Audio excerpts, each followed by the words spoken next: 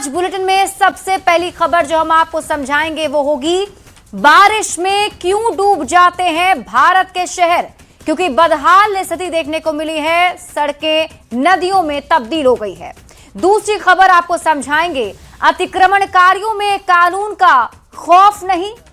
तीसरी खबर हम आपको बताएंगे भ्रष्ट दारोगा पर ईओयू के एक्शन के मायने समझिए, क्योंकि आज कई ठिकानों पर छापेमारी की गई है। और चौथी खबर आपको बताएंगे हॉर्मुज में तनाव, भारत में टेंशन। आखिर ये टेंशन क्यों बनी हुई है, विस्तार से आपको समझाएंगे। और आइए अब खबर को विस्तार से समझते हैं। सबसे पहले बात, गुजरात महाराष्ट्र से लेकर हरियाणा तक मॉनसून ने रौद्र रूप धारण कर लिया है। लगातार हो रही भारी बारिश ने कई शहरों की रफ्तार थाम दी है। गुजरात के सूरत, नवसारी, वलसाड और भरूच समेत कई जिलों में सड़कें नदियों में बदल गई हैं। निचले इलाकों में घर, दुकान और बाजारों में पानी घुस गया है, जबकि कई जगहों पर लोगों को सुरक्षित निकालने के लिए राहत और बचाव अभियान चलाया जा रहा है। दूसरी ओर महाराष्ट्र में मुंबई, ठाणे, पालघर और रायगढ़ में मूसलाधार बारिश के चलते वाटर लॉगिंग, ट्रैफिक जाम जैसी समस्याओं ने लोगों की रोजमर्रा की जिंदगी को कुचल कर रख दिया। वहीं हरियाणा के गुरुग्राम में भारी बरसात के बाद कई इलाकों में जलभराव की तस्वीरें सामने आई। जहां तक निगाहें जाएंगी वहां सिर्फ और सिर्फ सैलाब का ही कब्जा नजर आ रहा है। तो ये तस्वीर हम आपको एक एक करके टीवी स्क्रीन पर दिखा रहे हैं। अलग अलग शहरों की आप ये तस्वीर देखिए, जिसमें आप देख सकते हैं पूरी सड़क नदी में तब्दील हो गई है।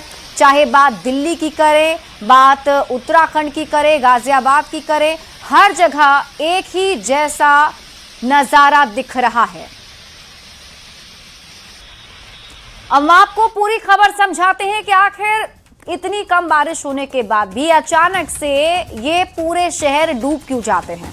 अब आप खबर तो समझिए, बारिश के बाद हर साल आखिर क्यों भारत के शहर डूब जाते हैं, ये सबसे बड़ा सवाल है। और इसे समझने के लिए आपको समझना होगा तेजी से बढ़ते शहरों में ड्रेनेज सिस्टम कमजोर है। तेज बारिश से ड्रेनेज सिस्टम पर अचानक दबाव बढ़ जाता है। पानी निकलने का रास्ता नहीं होने के कारण वाटर लॉगिंग हो जाती है, सड़कों पर ही पानी जमा हो जाता है। कई शहरों में सीवर सिस्टम सालों पहले बनाए गए थे, आबादी बढ़ती चली गई, शहरों का आकार बदल गया, ड्रेनेज नहीं बदला। नई जरूरत के हिसाब से नया इंफ्रास्ट्रक्चर बना ही नहीं। कचरा और अतिक्रमण भी पानी निकलने का रास्ता रोक देते हैं। नालियों में कचरा जमा होने की वजह से पानी नहीं निकल पाता है। कंक्रीट की सड़कें भी जल जमाव का कारण बनती है। देखिए, मिट्टी में बारिश का काफी पानी जमीन के अंदर चला जाता है, लेकिन कंक्रीट में पानी जल्दी पास नहीं हो पाता है। अब पानी निकलने के लिए ड्रेनेज पर ही पूरा का पूरा भार है। संकीर्ण नालियां अचानक इतना पानी नहीं झेल पाती है, जिस वजह से ये स्थिति आप हर जगह देखते हैं। अब आप समझिए कि दूसरे देश कैसे बारिश से निपटते हैं। देखिए, कई विकसित देशों में बारिश के पानी के लिए एक अलग से ड्रेनेज सिस्टम बनाया गया है, जिसमें आम दिनों के लिए अलग सीवर सिस्टम बना हुआ है। नालों की समय समय पर सफाई होती रहती है। Rain water storage, retention pond और बेहतर शहरी योजना पर निवेश किया जाता है। विकसित देशों में भी भारी बारिश के बाद जल जमाव होता है। बेहतर ड्रेनेज सिस्टम के कारण पानी जल्दी निकल जाता है। जनजीवन लंबे समय तक प्रभावित नहीं होता है। लेकिन बात अगर भारत की करें तो यहां पर कई दिनों तक इसी तरीके की स्थिति बनी रहती है और लोग परेशान होते हैं। बढ़ते हैं आगे और बात अगली खबर की। वाल्मीकि टाइगर रिजर्व में वन भूमि खाली कराने गई टीम पर ग्रामीणों ने जानलेवा हमला बोल दिया। देखते ही देखते सरकारी कार्रवाई जंग के मैदान में तब्दील हो गई। उपद्रवियों ने न सिर्फ टीम को घेरा, बल्कि काम में लगी जेसीबी को भी फूंक डाला। सबसे पहले आप ये रिपोर्ट देखिए, फिर खबर तो समझिए।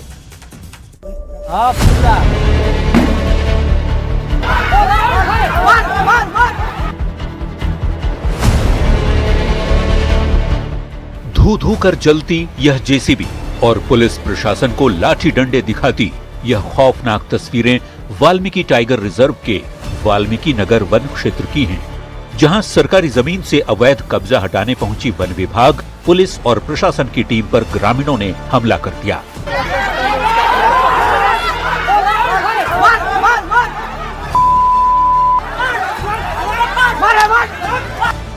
यह पूरा मामला ठाड़ी गांव के समीप धनैया इलाके का है, जहां जैसे ही प्रशासन का पीला पंजा यानी जेसीबी अवैध अतिक्रमण को ढहाने आगे बढ़ी, वैसे ही सैकड़ों की संख्या में महिलाएं और स्थानीय ग्रामीण लाठी डंडों के साथ वन कर्मियों पर ही टूट पड़े। देखते ही देखते पुलिस प्रशासन बैकफुट पर आ गया।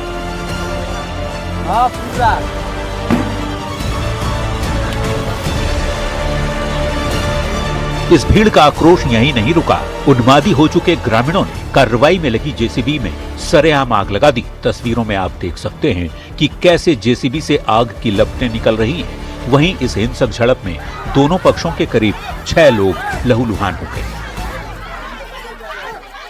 तो जब ये संयुक्त कार्रवाई चल रही थी तो उसमें जो है कुछ लोगों द्वारा अभी तक उनके आइडेंटिफिकेशन पहचान की जा रही है। उनके द्वारा जो है वो भीड़ लगाकर जो है उस पर हमारी टीम के जो है सदस्यों के साथ जो है थोड़ा सा अभद्रता और मारपीट की घटना भी आई है। और एक जेसीबी जो है जो एनक्रोचमेंट हटाने के काम में लगा हुआ था। इस खूनी संघर्ष की खबर मिलते ही इलाके में हड़कंप मच गया। आनन फानन में एसएसबी के आला अधिकारी भारी पुलिस फोर्स के साथ मौके पर पहुंचे। संगीनों के साए और अधिकारियों की सूझबूझ के बाद जैसे तैसे वन विभाग की टीम को सुरक्षित बाहर निकाला जा सका। फिलहाल धनैया इलाके में तनाव को देखते हुए चप्पे चप्पे पर भारी पुलिस बल और वन कर्मियों की तैनाती कर दी गई है। स्थिति नियंत्रण में जरूर है, लेकिन इलाके में बारूद जैसी गर्मी अभी बरकरार है। बड़ा सवाल ये कि सरकारी जमीन पर कब्जा जमाने वाले इन रसूखदारों और उपद्रवियों के हौसले इतने बुलंद कैसे हो गए कि इन्होंने सीधे खाकी और कानून को ही चुनौती दे डाली। न्यूज़ 18 के लिए बगहा से मुन्ना राज के साथ ब्यूरो रिपोर्ट। देखिए, बगहा की ये तस्वीर कई सवाल खड़े करती है। सवाल इसलिए क्योंकि यहाँ पर कानूनी कार्रवाई करने के लिए मौके पर टीम पहुंची थी और टीम पर ही ग्रामीणों ने हमला कर दिया। हम आपको अब पूरी खबर समझाते हैं, आप खबर तो समझिए। और सबसे पहले आप ये समझिए कि पूरी खबर क्या है, मौके पर हुआ क्या था। देखिए, वाल्मीकि वन क्षेत्र अंतर्गत ठाड़ी गांव के पास का ये मामला बताया जा रहा है, जिसमें अतिक्रमण हटाने के लिए वन विभाग की टीम मौके पर पहुंची थी। वन विभाग की टीम पर ग्रामीणों ने हमला कर दिया। कार्रवाई में जो एक जेसीबी मशीन मौके पर लगाई गई थी, उसमें ग्रामीणों ने आग लगा दी। हंगामे के दौरान 6 से ज्यादा लोग हैं जो घायल हो गए हैं। भारी संख्या में फिर पुलिस बल और एसएसपी की तैनाती मौके पर की गई ताकि हालात को कंट्रोल में किया जा सके। लेकिन यह पहली बार नहीं है जब प्रशासन की टीम पर ऐसा हमला किया गया। आपको इस खबर को समझने के लिए यह भी समझना पड़ेगा कि कब कब लोगों ने हाथ में कानून लिया। 1 जून 2026 स्थान पूर्णिया अतिक्रमण हटाने गई पुलिस टीम पर हमला किया गया, जिसमें एक पुलिसकर्मी के सिर में तीर लगा था। आधा दर्जन अधिकारी गंभीर रूप से घायल हो गए थे। इसके बाद तारीख आती है 1 मई 2026 की। मधेपुरा में पुलिस दल पर अतिक्रमण हटाने के दौरान हमला किया गया। इसमें थानाध्यक्ष गंभीर रूप से घायल हो गए। 26 नामजद और 200 अज्ञात लोगों पर एफआईआर दर्ज हुआ। 3 अप्रैल 2026 की भी तारीख है जब खगड़िया में अतिक्रमण हटाने गई टीम पर उग्र भीड़ का हमला हुआ। इसके बाद 24 अप्रैल 2026 की बात करते हैं। मोतिहारी में अतिक्रमण हटाने पहुंची पुलिस पर ग्रामीणों ने पथराव कर दिया। इस बार भीड़ ने एक चौकीदार को बंधक बनाकर बुरी तरह पीटा भी था। अब आप सवालों के जरिए पूरी खबर को समझिए। कानूनी प्रक्रिया का पालन क्यों नहीं करते हैं लोग? सवाल ये उठ रहे हैं कि अतिक्रमणकारियों में क्या कानून का जरा भी खौफ नहीं है? सवाल ये भी पूछे जा रहे हैं कि कानून से खिलवाड़ करने वालों के खिलाफ कार्रवाई कब होगी? क्योंकि जब तक कार्रवाई नहीं होगी, ये लोग ऐसे ही हमला करते रहेंगे। बढ़ते हैं आगे और बात अगली खबर की।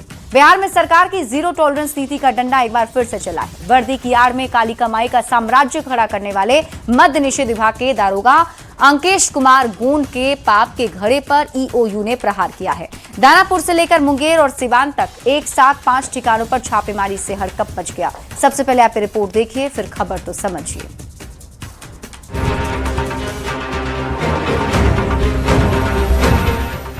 बिहार में भ्रष्टाचारियों की अब खैर नहीं। वर्दी पहनकर जनता की सेवा करने की कसम खाने वाले दारोगा जी जब खुद ही कुबेर बनने की रेस में दौड़ पड़े तो सरकार के हंटर ने उनका सारा गुरूर मिट्टी में मिला दिया।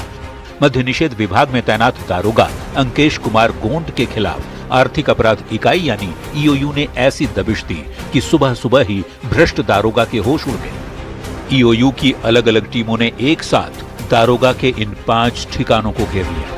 सर क्या कुछ पता चला था, क्या कुछ इन पे आरोप है? क्या पहले सूचना मिली थी आप लोग? ये सब मुख्यालय ब्रीफ करेगा। कुछ का सर बात सामने आ रही है, कुछ मामला है? ये सब मुख्यालय ब्रीफ करेगा। मुख्यालय मतलब यहाँ से सर समाप्त हो गया ना रेड? हाँ, यहाँ भ्रष्टाचार का ये आरोपी दारोगा फिलहाल सिवान में तैनात है, जहां इसके किराए के मकान और उत्पाद विभाग के दफ्तर को भी ईओयू ने खंगाला। शिकायत थी कि दारोगा का धौंस दिखाकर और शराबबंदी वाले सूबे में मद्य निषेध विभाग का फायदा उठाकर अकूत काली कमाई ये बटोर रहा था। ये वो पैसा है जो गरीब जनता की गाढ़ी कमाई को चूस कर और अपनी वर्दी को दागदार कर कमाया गया था। लेकिन सरकार की जीरो टॉलरेंस नीति ने साफ कर दिया है कि तिजोरी चाहे जितनी भी बड़ी हो, कानून के हाथ से कोई नहीं बच पाएगा। न्यूज 18 के लिए सिवान से मृत्युंजय, मुंगेर से अरुण शर्मा, दानापुर से अमरजीत शर्मा और पटना से अमित कुमार के साथ ब्यूरो रिपोर्ट। देखिए, बिहार में भ्रष्टाचार पर प्रहार जारी है। जीरो टॉलरेंस की नीति सरकार अपना रही है, जिसके तहत कार्रवाई हो रही है। अब एक और भ्रष्ट अधिकारी पर कार्रवाई हुई। हम आपको अब पूरी खबर समझाते हैं कि इसमें अब तक क्या क्या हुआ है। आप पूरी खबर समझिए। सबसे पहले तो आप ये समझिए कौन है अंकेश कुमार गोंड, जिन पर ईओयू ने प्रहार किया। तो अंकेश कुमार गोंड मद्य निषेध विभाग में दारोगा हैं। उत्पाद इंस्पेक्टर के तौर पर सिवान में लंबे समय से अंकेश कुमार तैनात हैं। अब आप ये समझिए कि अंकेश कुमार पर आरोप क्या है। तो इन पर आरोप है कि इन्होंने आय से 202% अधिक संपत्ति बनाई है। 2 करोड़ 36 लाख रुपए की अवैध संपत्ति बनाने का आरोप दारोगा पर है। अंकेश कुमार गोंड के 5 ठिकानों पर ईओयू की टीम ने छापा मारा। कहां ये छापेमारी हुई, हम आपको ये भी बताते हैं। देखिए, दानापुर के सुल्तानपुर मोहल्ले में टीम पहुंची थी, जहां छापेमारी हुई। दूसरी जगह मुंगेर के चंदनबाग और लल्लू पोखर मोहल्ले में रेड हुई। फिर सिवान में ऑफिस और घर पर छापेमारी हुई। सिवान में ही अंकेश कुमार गोंड पदस्थापित हैं। ईओयू ने फिलहाल ज्यादा जानकारी इससे लिए साझा नहीं की है। ईओयू की जांच में रिपोर्ट में बड़े खुलासे हो सकते हैं, ये संभावना जरूर बनी हुई है। अब आप खबर तो समझिए। जांच एजेंसियों के रडार पर भ्रष्टाचारी हैं। चुन चुनकर भ्रष्टाचारियों के खिलाफ एक्शन लिया जा रहा है। ऐसे भ्रष्ट अधिकारियों पर सख्त एक्शन लेने की तैयारी सरकार ने पहले ही कर रही है। और मुख्यमंत्री सम्राट चौधरी लगातार मंच से ये बताते रहे हैं कि भ्रष्टाचार बर्दाश्त नहीं किया जाएगा। बढ़ते हैं आगे और बात अगली खबर की। तुर्की में हो रही नेटो समिट में पहुंचे ट्रंप ईरान से बदला लेने का ऐलान कर चुके हैं। इधर ट्रंप ने धमकी दी कि हॉर्मुज में तेल के जहाजों पर हुए हमले का बदला जल्द लिया जाएगा। अब ट्रंप से पहले ईरान के विदेश मंत्री ने भी ऐलान किया है कि हॉर्मुज तेल गलियारे में ईरान से जो टकराएगा उसे तबाह कर दिया जाएगा। ये रिपोर्ट देखिए, फिर खबर तो समझिए। हॉर्मुज में तेल के 2 जहाज धुआं हो गए।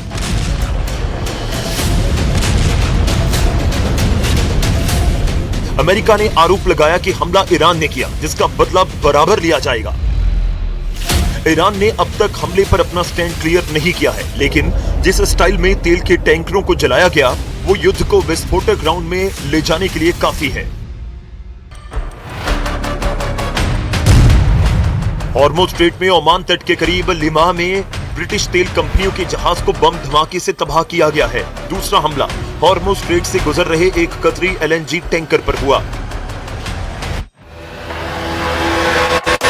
अमेरिका ने ईरान पर इन हमलों के आरोप लगाए। इसके बाद गुस्से में ट्रंप ने वही धमकी दी जिससे एटम बम के धमाके का सिग्नल मिल रहा है। ट्रंप ने ईरान से कहा कि डील करो, नहीं तो काम खत्म कर देंगे।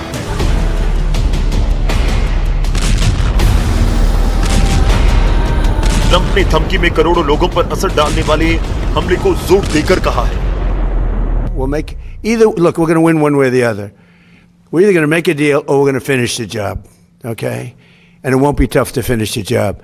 I'd rather make a deal because I don't want to affect 91 million people. We can knock down their bridges in 1 hour. Iran में अली खामेनी को विदाई दी जा रही है, वो अमेरिका के लिए बड़े खतरे का सिग्नल है। इसलिए ट्रंप ने ईरान को नए सिरे से दहलाने का ऐलान किया है।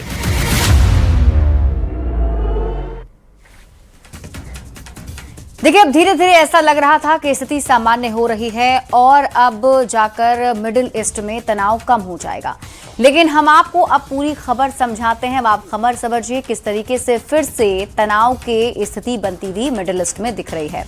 और सबसे पहले तो आप ये जान लीजिए कि इससे जुड़ा ताजा अपडेट क्या है। देखिए, पिछले 24 घंटे में क्या क्या हुआ उसकी पूरी टाइमलाइन हम आपको समझाते हैं। अमेरिका ने ईरान के 80 ठिकानों पर हमले किए। अमेरिका ने ये हमले ईरान के हॉर्मुज में जहाजों पर हमले के जवाब में किए हैं। ट्रंप ने ईरान से सीज फायर खत्म होने का घोषणा उसकी ऐलान भी कर दी है और ये भी कहा कि अब अमेरिका ईरान से कोई डील नहीं करना चाहता है। इधर ईरान की रिवोल्यूशनरी गार्ड्स ने अमेरिका पर हमले का दावा किया है और ईरान ने यह दावा किया है कि उसने बहरीन और कुवैत में 85 अमेरिकी सैन्य ठिकानों को निशाना भी बनाया है। वहीं सीज फायर को लेकर ईरान ने भी कहा कि धमकियों के माहौल में कोई बातचीत या समझौता नहीं होगा, यानी कि ईरान भी अपने आप पर स्टैंड लिए हुए है। तो इन सब के बीच हॉर्मुज से भारतीय झंडे वाला जहाज वापस लौट गया, जो कि कुवैत का 20 लाख बैरल कच्चा तेल लेकर जा रहा था। और आप जानते हैं कि स्टेट ऑफ हॉर्मुज से ही ज्यादातर जहाज पास करते हैं। अब भारतीय जहाज लीला वादिनार बुधवार को हॉर्मुज स्टेट के पास से वापस लौट गया है। अब इन नए हमलों का भारत पर क्या असर पड़ेगा, ये समझने से पहले आप अमेरिका ईरान युद्ध की टाइमलाइन समझ लीजिए। 28 फरवरी को अमेरिका इजराइल ने ईरान पर हमले शुरू किए। ईरान के सुप्रीम लीडर खामेनेई हमले में मारे गए। 1 से लेकर के 10 मार्च के बीच में ईरान की तरफ से भी जवाबी हमले किए गए। हॉर्मुज स्ट्रेट बंद ईरान की तरफ से कर दिया गया और इस वजह से पूरी दुनिया में तेल संकट की स्थिति बन गई। अप्रैल और जून के महीने में दोनों देश के बीच परमाणु कार्यक्रम और प्रतिबंधों पर 3 राउंड की बातचीत हुई, जिसमें 17 जून को शांति समझौते पर हस्ताक्षर किया गया। हॉर्मुज स्ट्रेट खोलने पर दोनों देशों के बीच सहमति बन गई। अमेरिका ने भी अपने प्रतिबंध ईरान से हटा लिए। फिर ईरान परमाणु कार्यक्रम रोकने पर सहमत हो गया।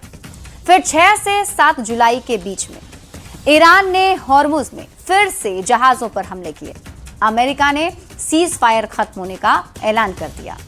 अब आप समझिए कि हॉर्मुज में तनाव भारत के लिए चिंता की बात क्यों बनी हुई है। तो ये चिंता इसलिए है क्योंकि भारत अपनी कुल तेल खपत का लगभग 60% से 70% हिस्सा इंपोर्ट करता है, यानी बाहर से मंगाता है। और भारत आने वाले कच्चे तेल से भरे जो टैंकर हैं, जो जहाज है, वो इसी स्ट्रेट ऑफ हॉर्मुज से गुजरते हैं। अब तेल की आपूर्ति बाधित होने और कीमतों में भारी उछाल का खतरा बन रहा है। पेट्रोल, डीजल और अन्य आवश्यक वस्तुओं की कीमत भी बढ़ सकती है, यानी कि देश में फिर से विदेशी मुद्रा भंडार पर दबाव पड़ सकता है, जिसकी बात पहले ही प्रधानमंत्री नरेंद्र मोदी कर चुके थे। और अब ये भी कहा जा रहा है कि फिर से जो स्थिति बनी है और सीधा सीधा असर इसका स्ट्रेट ऑफ हॉर्मुज में पड़ा है, तो उसका असर अब इन्हीं कच्चे तेल पर पड़ेगा, जिसका खामियाजा भारत को भी भुगतना पड़ सकता है।